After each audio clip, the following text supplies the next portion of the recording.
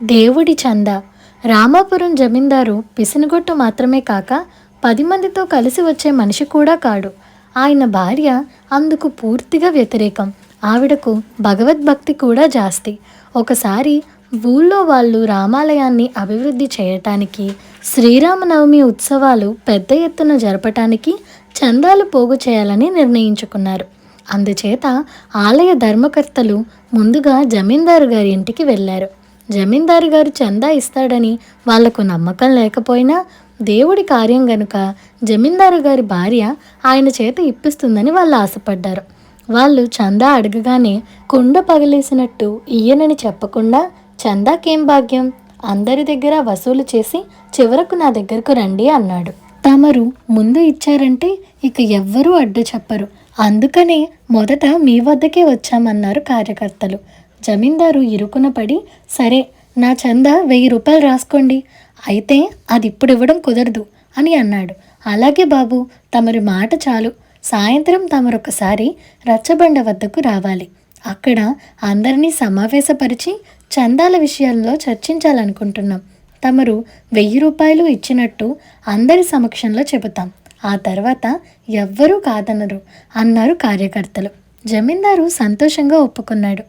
వాళ్ళ మాటలను బట్టి తాను నిజంగా డబ్బు ఇవ్వవలసిన అవసరం ఉండదని ఆయనకు తోచింది. తరువాత కార్యకర్తలు జమీందారు గారి భార్యను కలిసి సంగతి చెప్పారు.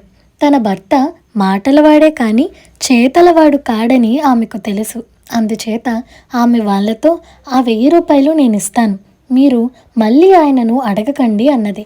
అమ్మ, మీ సంగతి మాకు తెలియనిదా, కానీ బాబుగారు అందరి సమక్షంలోనూ డబ్బు ఇస్తే తప్ప మిగిలిన వాళ్ళు చందాలు చురుకుగా ఇవ్వరు, అందుకనే వారిని రచ్చబండ దగ్గరకు రమ్మన్నాం అన్నారు కార్యకర్తలు.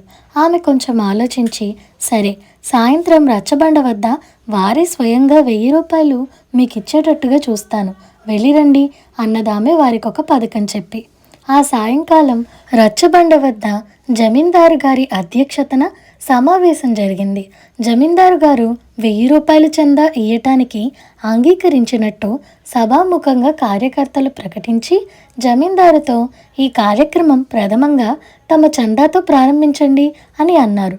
అంతమందిలో వాళ్ళు తనను చందా ఇయ్యమని అడుగుతారని జమీందారు ఊహించక కొంచెం కంగారు పడి, సరే ఇంటికి వచ్చి తీసుకువెళ్ళండి అన్నాడు బింకంగా. దానికేమండి, తమ చేతి మీదుగా జేబులో ఉన్నంతా తీసి చందాకు బోనీ చేయండి, తమరు ఇవ్వాలనుకున్న మిగతాది తీరిగ్గా ఇవ్వవచ్చు అన్నారు కార్యకర్తలు. తన జేబులో 10 రూపాయలకు మించి ఉండవని జమీందారుకు తెలుసును.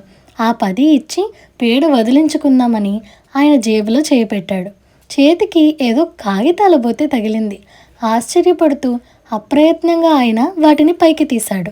అన్నీ 100 రూపాయల కాగితాలు. ఎంచి చూస్తే సరిగ్గా 10 ఉన్నాయి. బాబుగారు డబ్బంతా ఇచ్చేస్తున్నారన్నమాట, దొరగారిది ఎలాగైనా పెద్ద చెయ్యి అంటూ కార్యకర్తలు గట్టిగా అరిచి గట్టిగా చప్పట్లు కొట్టారు. సభలో ఉన్నవారి చేత చప్పట్లు కొట్టించారు.